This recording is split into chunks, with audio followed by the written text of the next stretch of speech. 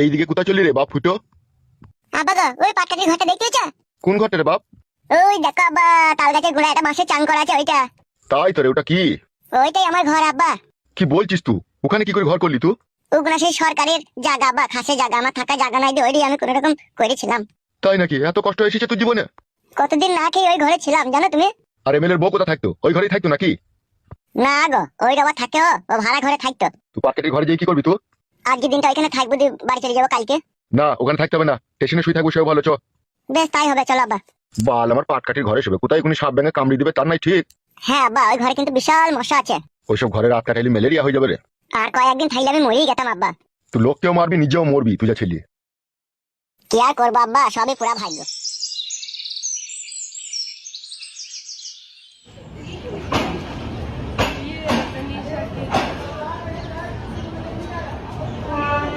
আব্বা গো, এই ট্রেনটাই যাবো নাকি আব্বা? হ্যাঁ হ্যাঁ, এই ট্রেনটাতেই যাবো। এসো আব্বা, ট্রেন দাঁড়িয়ে পড়েছে, এসো। হ্যাঁ হ্যাঁ, চল চল।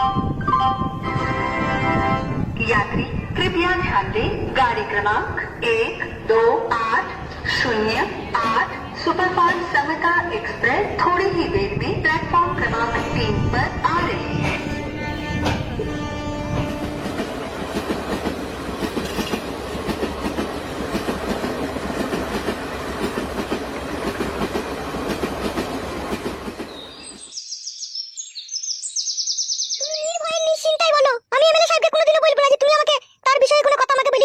দেখো বৌদি, তোমাকে আমি বিশ্বাস করি এমএলএ সাহেবের সব কথাই বলবো, আর তুমি যদি এমএলএ সাহেবকে বলে দাও তাহলে কিন্তু আমি বিশাল ফাঁসা ফেঁসে যাবো।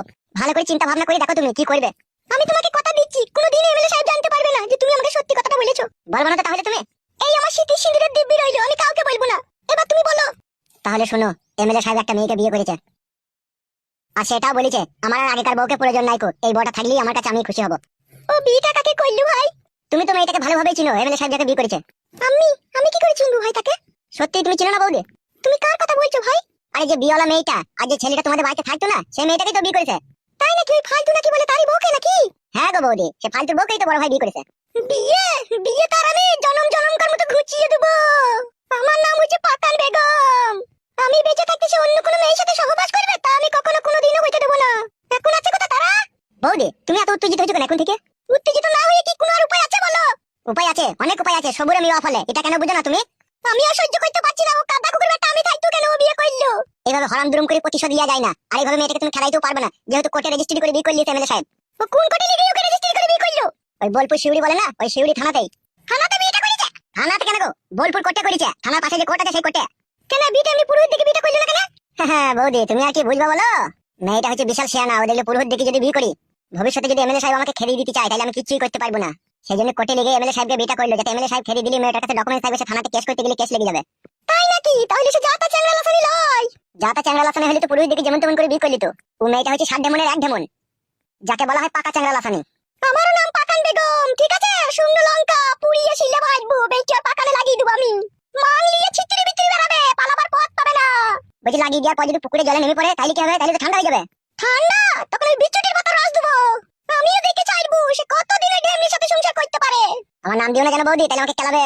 আমি কারো নাম দেবো না, আমিও তাকে না দেখে ছাড়বো না, সে কতবার বেরিয়েছে। তার এই লিঙ্গ কেটে আমি কর্কেটে চালে শুকুইতে দেবো, তাকেও আমি না দেখে ছাড়বো না। সে ঘরের বউকে তুমি পরের বউয়ের সাথে রাসলীলা করবে তা আমি মেনে নেবো, তা কখনো কোনোদিনও না।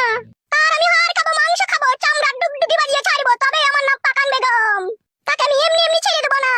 যা ভালো লাগবে করো, আমার দোষ দিও না যাতে, যেটা আমি তোমাকে এইসব কথা বলেছি। তোমার দোষ দেবো না, তুমি নিশ্চিন্তায় থাকো। সে কাদা কুকুর বেটা মা মেঘুসে আমার উপরকার রূপটাই দেখলু, সে এখন আমার ভিতরটা দেখলু না। তার গায়ের মাংস আমি ফরচুন তেলে ভাজবো, দিয়ে চিকেন পকোড়া করে খাবো, তবে আমার নাম হচ্ছে লালপরি পাকান বেগম। তোর কত রস হয়েছে তাও না দেখে আমি ছাড়বো না। জীবনটা আমার হাড়ের কালি করে দিলু কাদা কুকুর বেটা মা মেঘু। যেমন শালা এমএলএ সাহেব তেমন হচ্ছে এই পাকান বেগম। এই দুজনের জন্য লাস্টে আমার জীবনের উপরে মই চেপে যাবে দেখবি। ঠেডা জীবনটা মাঙের কানি হয়ে গেল কাদা, এই গুদমারানি ভাই এমএলএ সাহেবের টেনশনে। ঠেডা জীবনের মধ্যে কোনো সুখ শান্তি নাই, বালের এই চিন্তায় চিন্তায় শরীরটা আটকানো হয়ে গেল কাদা।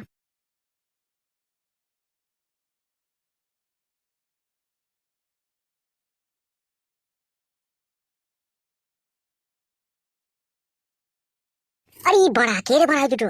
আরে সর্বনাশ, ফুটু। ফুটু শালা বাড়ি চলে এসে, তাহলে তো এমএলএ সাহেবকে খবরটা দিতে হয় বাড়া। তাতে যাই বাড়া, বলে দিগা, বলবো ফুটু বাড়ি চলে এসে।